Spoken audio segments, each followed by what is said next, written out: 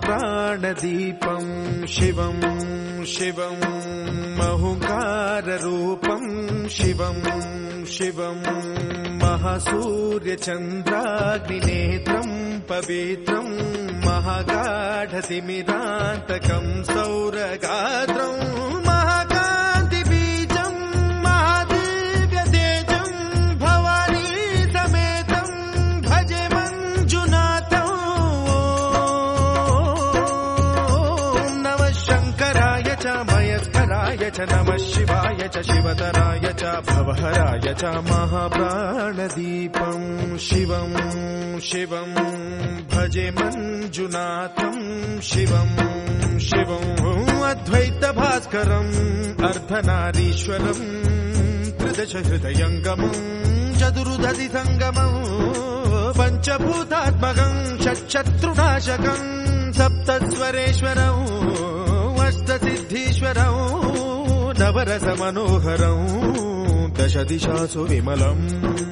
एकादशोज्ज्वलं मेकनाथेश्वरं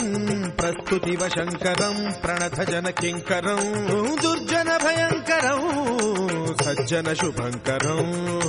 प्राणिभवतारकं प्रकृतिहितकारकं भुवनभव्यभवनायकं भाग्यात्मकं रक्षकं ईशं सुरेशं ऋषेशं परेशं नटेशं गौरीशं गणेशं भूतेशं महामधुर पञ्चाक्षरी मन्त्रमार्चं महाहर्षवर्ष प्रवर्षौ सुशीर्षौ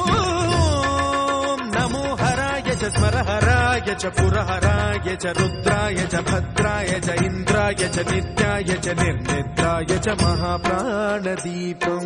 शिवं शिवं भजे मञ्जुनाथं शिवं शिवं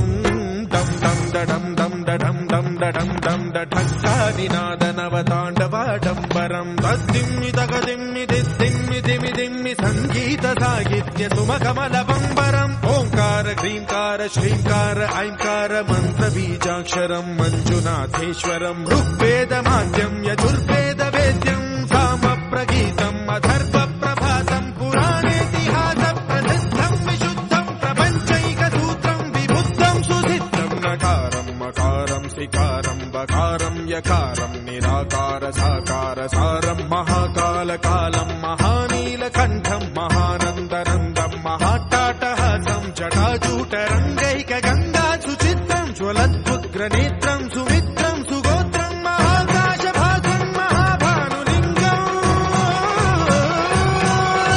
महाभद्रुवर्णं सुवर्णं प्रवर्णं सौराष्ट्रसुन्दरं सौमनाथेश्वरं श्रीशैलमन्दिरं श्रीमल्लिकार्जुनम् उज्जयिनीपुरमहाकाळेश्वरं वैद्यनाथेश्वरं महाभीमेश्वरं अमरलिङ्गेश्वरं रामलिङ्गेश्वरं काशीविश्वेश्वरं परं कृष्णेश्वरं त्र्यम्बकाधीश्वरं नागलिङ्गेश्वरं श्रीकेदारलिङ्गेश्वरं लिङ्गात्मकं ज्योतिलिङ्गात्मकं वायुलिङ्गात्मकम् आत्मलिङ्गात्मकम् अखिललिङ्गात्मकम् अग्निसोमात्मकम् अनादिम् अमेयम् अजेयम् अचिन्त्यम् अमोघम् अपूर्वम् अनन्तम् अखण्डम् अनादिम् अमेयम् अजेयम् अचिन्त्यम् अमोघम् अपूर्वम् अनन्तम् अखण्डम् धर्मस्थलक्षेत्रवरपरं ज्योतिम् धर्मस्थलक्षेत्रवरपरं ज्योतिम्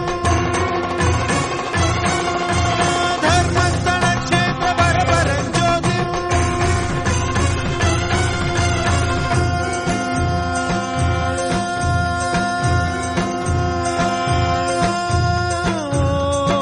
नमः सोमाय च सौम्याय च भव्याय च भाग्याय च शान्ताय च शौर्याय च योगाय च भोगाय च कालाय च कान्ताय च